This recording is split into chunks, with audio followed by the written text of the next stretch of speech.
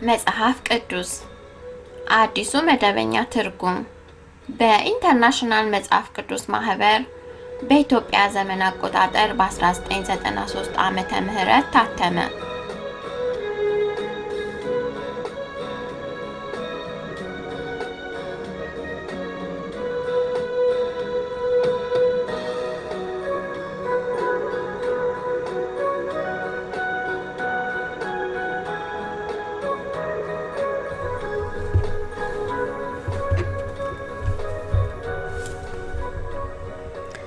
የያዕቆብ ወንድም የይሁዳ መልእክት መግቢያ ጸሐፊው የመልእክቱ ጸሐፊ ራሱም ይሁዳ በማለት ገልጿል። በዕብራይስጡ ዮዳ በግሪኩ ዩዳስ ተብሏል። ይህ ስም በአይሁድ ዘንድ የተለመደ ስም ነው።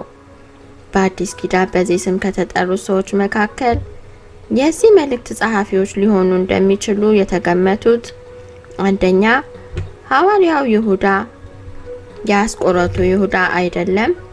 ሁለተኛ የጌታ ወንድም የነበረው ይሁዳ። በተለይም ይሄኛው ይሁዳ የዚህ መልእክት ጸሐፊ ሊሆን እንደሚችል ይታመናል። ጸሐፊው ሐዋርያ መሆኑን አልተናገረም። እንዲያውም ከሌሎች ሐዋርያት ራሱን የሚለይ ይመስላል። ከዚያም በላይ ጸሐፊው ራሱን የያዕቆብ ወንድም በማለት ገልጿል። ይሁዳ በኖረበት ዘመን የሚኖር ማንኛውም ሰው የማን ልጅ እንደሆነ እንጂ የማን ወንድም እንደሆነ መግለጽ የተለመደ አልነበረም። የይሁዳ አቀራረብ ልዩ የሆነበት ምክንያት ያዕቆብ በኢየሩሳሌም ቤተክርስቲያን ታዋቂ ሰው ስለነበር ሳይሆን አይቀርም። ይሁዳም ሆነ ያዕቆብ የጌታ ወንድሞች መሆናቸውን ባይገልጹም ሌሎች ቅዱሳን ግን ይህን እውነት ለመግለጽ አላመነቱም። የዮሴፍና የማርያም ቤተሰብ አባላት ከመሆናቸው የተነሳ የተለየ ክብር ስለነበራቸው ምንም አይነት ጥያቄ አላነሱም። መልእክቱ የተጻፈበት ጊዜ የመልእክት የጌታ ወንድም የነበረው ይሁዳ ከኖረበት ዘመን በኋላ ተጽፏል የሚያሰኝ ምንም አይነት ማስረጃ የለም።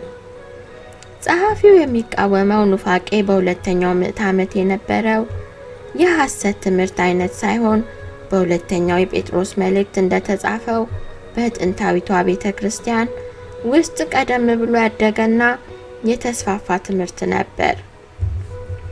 በተጨማሪም አንዳንዶች እንደሚሉት የመልእክት ከሐዋርያት ዘመን በኋላ መጻፉን የሚያመለክት ምንም አይነት ፍንጭ በመልእክቱ ውስጥ አይገኝም። የይሁዳ መልእክት ተደራሲያን ከሐዋርያት መካከል የአንዳንዶቹን ንግግር ሳይሰሙ አልቀሩም። እንደዚሁም በቁጥር 3 ላይ እምነት የሚለው ቃል የታመነውን እውነት የሚያመለክት ሆኖ በጥቅም ላይ መዋሉ መልእክቱ ዘግይቶ መጻፉን አያመለክትም። በገላትያ ምዕራፍ 1 ቁጥር 23 ላይ ቀደም ሲል ከተጠቀሰው ጋር ተመሳሳይ ነው። በይሁዳና በሁለተኛ ጴጥሮስ መልእክታት መካከል ዝምድና መኖሩ በተመሳሳይ ጊዜ መጻፋቸውን ያመለክታል። ሁለተኛ ጴጥሮስ የይሁዳን መልእክት ተጠቅሞ ከሆነ ከሁለተኛ ጴጥሮስ መግቢያ ሁለተኛ ጴጥሮስና የይሁዳ መልእክት የሚለውን ማየት ይቻላል። የይሁዳ መልእክት ከሁለተኛ ጴጥሮስ በፊት ማለትም በ65 ዓመተ ምህረት አካባቢ መጻፍ ነበረበት። አለበለዚያ በ80 ዓመተ ምህረት አካባቢ ተጽፎ ይሆናል። ተደራሲያኑ ይሁዳ መልእክቱን የጻፈላቸው ሰዎች እነማን እንደሆኑ በግልጽ የተጠቀሰው ነገር የለም። ምናልባት ከአይሁድ ወገን ክርስትናን ለተቀበሉ ወይም ከአሕዛብ ወገን ለሆኑ ወይም ደግሞ ለሁለቱም ሊሆን ይችላል። የት እንደሚኖሩም አልተገለጸም። ሁለተኛ ጴጥሮስ ምዕራፍ 2 እና ይሁዳ 4:18 ተመሳሳይ ሁኔታዎችን በመግለጻቸው ብቻ የሁለቱም መልእክት ተደራሲያን አንድ ናቸው ማለት አይቻልም።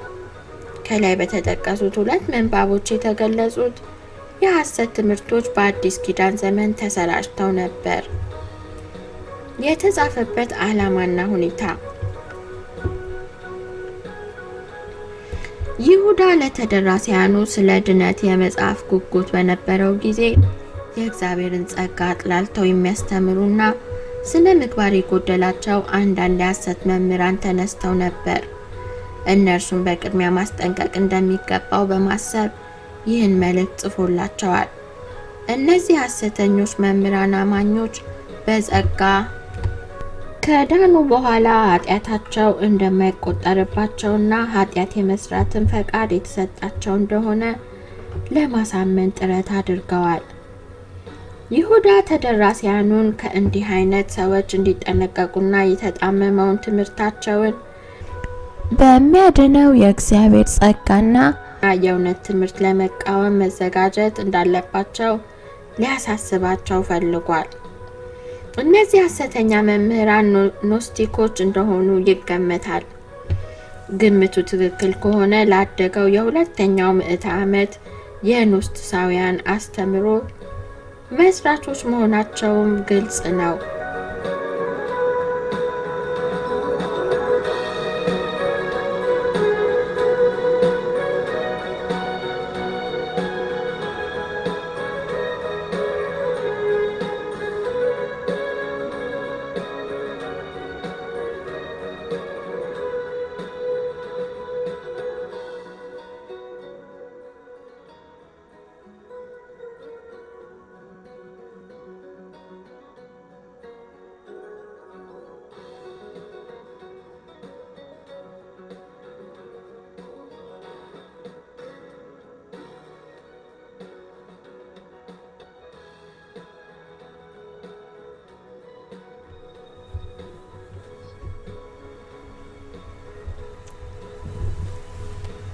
የይሁዳ መልእክት ምዕራፍ 1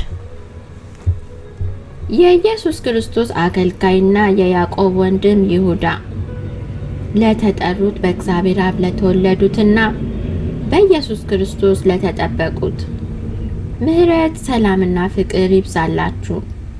ወዳጆች ሆይ አብረን ስለምንካፈለው ድነት ልጽፍላችሁ እጅግ ጓጉቼ ነበር። ነገር ግን ለቅዱሳን አንዴና ለመጨረሻ ስለተሰጠው እምነት እንድትጋደሉ ለመምከር እጽፍላችሁ ዘንድ ግድ ሆነብኝ። ከረጅም ጊዜ በፊት ለዚህ ፍርድ የተጻፉ አንዳንድ ሰዎች ሾልከው ወደ እናንተ ገብተዋልና እነርሱ ፈሪሃ እግዚአብሔር የሌላቸው የአምላካችንን ጸጋ በርኩሰት የሚለውጡና እርሱ ብቻ ልዑል ገዣችንና ጌታችን የሆነውን ኢየሱስ ክርስቶስን የሚክዱ ናቸው። ምንም እንኳ አስቀድማችሁ ይህን ሁሉ የምታውቁ ቢሆንም ጌታ ሕዝቡን ከግብጽ ምድር እንዴት እንዳወጣ በኋላ ግን ያላመኑትን እንዳጠፋ ላስታውሳችሁ እወዳለሁ። የስልጣን ስፍራቸውን ያልጠበቁትን ነገር ግን መኖሪያቸውን የተዉትን መላእክት በዘላለም እስራት እስከ ታላቁ ቀን ፍርድ ድረስ በጨለማ ጠብቋቸዋል። እንዲሁም ሰዶምና ገሞራ በዙሪያቸውም ያሉ ከተሞች ለሴሰኛነትና ከተፈጥሮ ስርዓት ውጪ ለሆነ ሩካቤ ስጋ ራሳቸውን አሳልፈው ሰጡ። እነርሱም በዘላለም እሳት በመቀጣት ለሚሰቃዩት ምሳሌ ሆነዋል። በዚህ ሁኔታ እነዚህ ህልም አላሚዎች የገዛ ስጋቸውን ያረክሳሉ፣ ስልጣንን ይቃወማሉ፣ በሰማይ ክብር ያላቸውንም ፍጥረታት ይሳደባሉ። የመላእክት አለቃ የሆነው ሚካኤል እንኳ ስለ ሙሴ ስጋ ከዳቢሎስ ጋር በተከራከረ ጊዜ ጌታ ይገስጽህ አለው እንጂ የስድብ ቃል በመናገር ሊከሰው አልደፈረም። እነዚህ ሰዎች ግን የማያውቁትን ነገር ሁሉ ይሳደባሉ። አእምሮ እንደሌላቸው እንስሳት በደመ ነፍስ በሚያውቁት ነገር ይጠፋሉ። ወዮላቸው! በቃየን መንገድ ሄደዋል። ለገንዘብ ሲስገበገቡ በበለዓም ስህተት ውስጥ ወድቀዋል። በቆሬ ማመፅ ጠፍተዋል። እነዚህ ሰዎች በፍቅር ግብዣችሁ ላይ ያለ አንዳች አፍረት ከእናንተ ጋር ቀርበው የሚበሉ ነውረኞች ናቸው። ደግሞም ራሳቸውን ብቻ የሚመግቡ እረኞች ናቸው። እነርሱም በነፋስ የሚነዱ ዝናብ የሌላቸው ደመናዎች ናቸው። በመከር ወራት ፍሬ የማይገኝባቸው ከስራቸው ተነቅለው 2 ጊዜ የሞቱ ዛፎች ናቸው። የነውራቸውን አረፋ የሚደፍቁ የተቆጡ የባህር ማዕበል ድቅድቅ ጨለማ ለዘላለም የሚጠብቃቸው ተንከራታች ከዋክብት ናቸው። ከአዳም ጀምሮ ሰባተኛ የሆነው ሄኖክ ስለ እነዚህ ሰዎች እንዲህ ሲል ተንብዮአል። እነሆ ጌታ ከእልፍ አላፋት ቅዱሳኑ ጋር ይመጣል፣ ይህም በሰው ሁሉ ላይ ለመፍረድ እንዲሁም አመፀኞችን ሁሉ በክፋት መንገድ በሰሩት የአመፅ ስራና በክፋት በእርሱ ላይ ስለተናገሩት የስድብ ቃል ሁሉ አጥፊነታቸውን ይፋ ለማድረግ ነው። እነዚህ ሰዎች የሚያጉረመርሙና ሌሎችን ሰዎች የሚከሱ ናቸው። እርኩስ ምኞታቸውን ይከተላሉ፣ በራሳቸው ይታበያሉ፣ ጥቅም ለማግኘት ሲሉ ሌሎችን ይክባሉ።